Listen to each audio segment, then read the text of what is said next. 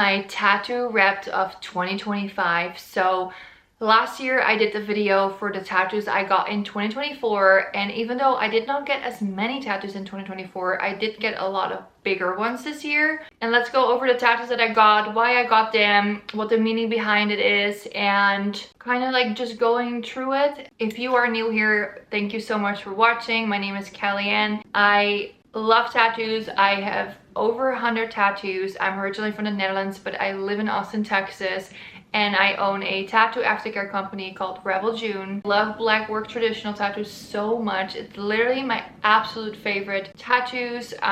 Over the last few years, I've gotten a lot more tattoos as, you know, getting older and being more positioned with work and feeling like I could get more tattoos, and also just because I make more money than I did when I was younger. So there's just a lot of that, because tattoos are expensive. A lot of people say, oh, tattoos are tacky, this and that. So let's get into the ones that I got done this year. I want to start off with the one that I got done in January, which was a very, very special tattoo for me. This tattoo design was made by my best friend who passed away. If you're not new here, you know I talk about Lisa a lot.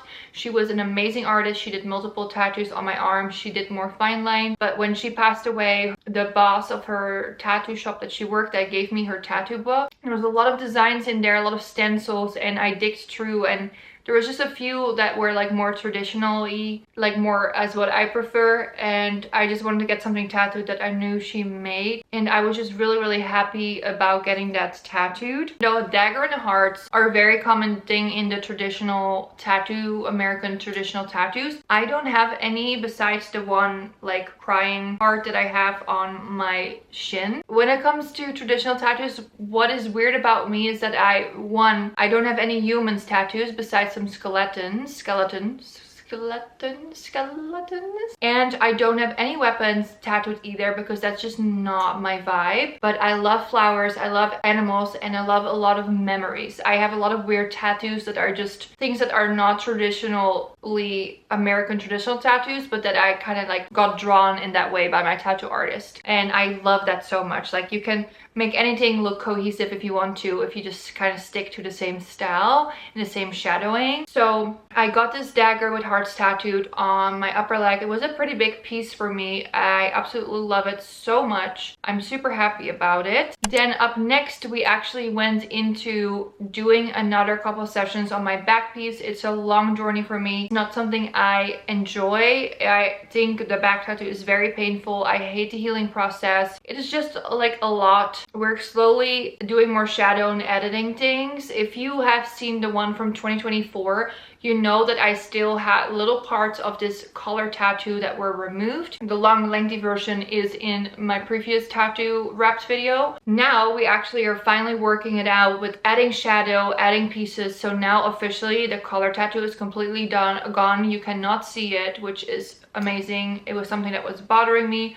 It was done well. It was just not what I wanted to go with for my back piece, and I don't have any collar tattoos, so it was kind of just rubbing me the wrong way in that sense. So we did some sessions on my back. That was really intense. We definitely need to do more sessions, but I do keep pushing it away. I'm just like, it will come. Then I got this little coffee bean tattooed, and I'm so excited about it. I love this tattoo. I think it's so cute. A lot of people are just like, what the fuck is this? It kind of like reminds me of a Jellycat, like the espresso bean from Jellycat, which I have multiple of upstairs. I love anything coffee, so anything coffee related I think is so cute. I just think it's like a funky little goofy tattoo, and I love that. It makes me happy looking at it. I am debating on asking my tattoo artist to add more shadow to it, because I do feel like it's a little empty, but I haven't fully decided yet if I want to do that. Up next, we have a matching tattoo that I got with my mom in June. So my mom and I have this beautiful tradition of getting tattooed together when we see each other or when she comes to visit here. So as I mentioned before, I'm from the Netherlands. I have matching tattoos that I got with my parents and my sister when I was, I think, 20, which is like this key on my side of my wrist. And I have my parents' initials. My parents are very important to me. I love them so much, and they're just such such good people, and I'm so blessed to have them as parents. Every time my mom comes to visit, since I moved abroad, she wants to get tattooed, and I think that's the cutest thing in the world. The first time we did that, I got this cowboy boot with her that has like a cacti in it. It was something that was at the time in our street, like that some neighbor had in the front yard, and she thought it was so cute. The next time that she came to visit, she wanted like a cowboy hat, so we got that tattooed. That's on my leg. Not necessarily traditional style, it's more like dot work, but that was something my mom rather wanted. This time she couldn't really figure out what she wanted, and she was like, we always drink wine together, like whenever we miss each other and send each other texts, like, oh, I wish we could just like drink a glass of wine together and yap, basically. And so she really wanted to get that tattooed, and I was like, I don't necessarily want wine glasses on my leg. I don't have anything alcohol wise on my leg. Besides, the only thing I have on my leg is like coffee. But I was like, you know what does it even matter if it makes her happy? I have so many tattoos, it doesn't really matter. So I just tattooed it up my leg so that you don't always see it. Even when I wear shorts, you don't really see it. So that's kind of like how I did it. She has it on her ankle though, and she's very, very proud of it, and I love that so much. Then I also finally was brave enough to tattoo my knee, and this has also been a process because my other knee I got tattooed by Justin Taylor in 2022, and initially I wanted that knee to be a lot more darker than it turned out to be. It is a lot more of a white rose instead of a black rose, but for the longest time I also debated on adding more shadow in there, but now I kind of like how it is because my knee that I did this year very, very dark, and I'm obsessed with it. It's like a random traditional flower, and I'm obsessed with it. It's very dark. Really, really happy with it. The healing actually was a lot easier than the one in 2022, which was surprising because this knee tattoo is so dark, as you can see. I have like a whole vlog on my knee tattoo on here as well, in case you are interested in watching that. I did numb my knee to get tattooed. I don't think I would have been able to sit through it without the numbing. It did like work out eventually, but I don't think I could have done it in one setting if it wasn't for numbing cream. Yeah, that was just that was a big tattoo, but the healing process was actually really, really easy. My knee did not swell up as much. I left it wrapped for, I would say, like 18 hours, and then I unwrapped it. I washed it with Rebel June, the wash, and then I applied the balm daily and washed it with the wash daily, and I feel like it was an easy healing routine. It was an easy tattoo to heal, way easier than I expected it because it was so big. I thought it was going to be really rough, but it actually was really, really easy, and I think that was great. So I did that.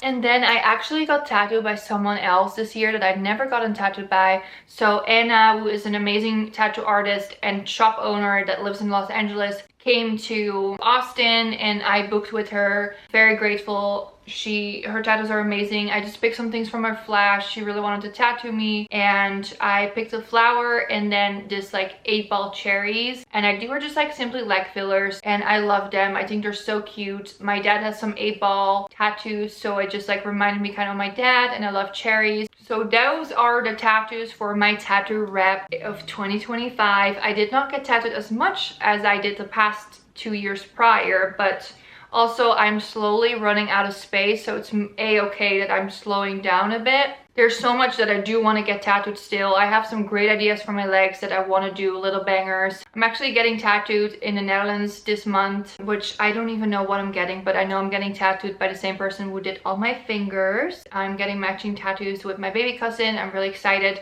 I will try to make a vlog out of that. I'm just not sure yet how. I'm going to try to do my weekly vlogs, like how I've been doing them and posting them on Saturday, Sunday. We will see how that goes. This one goes live this week and I'm leaving next week, so I will see how that goes with editing and everything. Don't want to be putting too much pressure on myself because of traveling and finally seeing family and friends that I love so, so much, and I'm so happy. I haven't seen my dad since February and it's now January, so it's almost been a year, and that is way, way too long. Luckily my mom came to see me over the summer, but also very excited to see some of my best friends, and I just like cannot wait. But I will be vlogging here and there because I want to show more of what my life looks like there, what my life looked like there. I only moved abroad when I was 26, so I had a whole life before moving. Moving when you're that age just very much feels like I'm living two lives, if that makes sense. Like I'm always missing a part of myself, and sometimes speaking English I feels like it's like a duller, more dull version of myself than how I am in Dutch. It's just like, it's different. And if you speak multiple languages and stuff like that, you probably also know that you're very different in your native language than your not native language. But anyway, that's a story for another time. I am excited for the tattoos that I want to get maybe this year or the upcoming years. I still want to get my other palm done. This palm was done by Mark Walker. I really want him to do my other palm. This was done only once and I've had it for, it's now 3.5 years. I got it done in 2022. There's still like some weird spots that are open on my arms, and then I have some space on my legs. I will not get any tattoos on my chest or my stomach. That's just not something I prefer. But there's still a long way going with my back piece. So that's probably something I will be focusing on this year if I can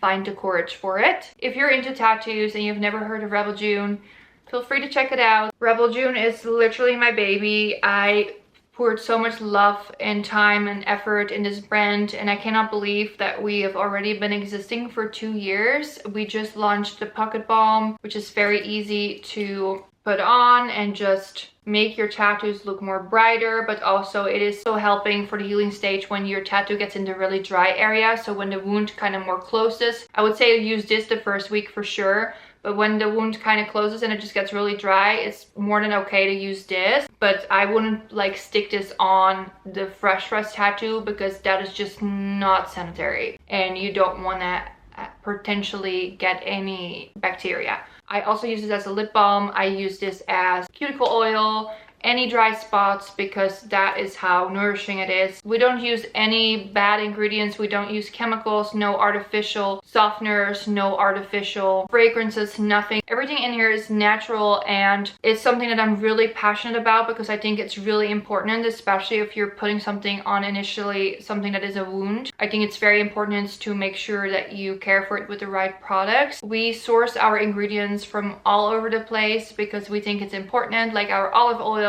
comes from Italy, our lavender oil comes from France.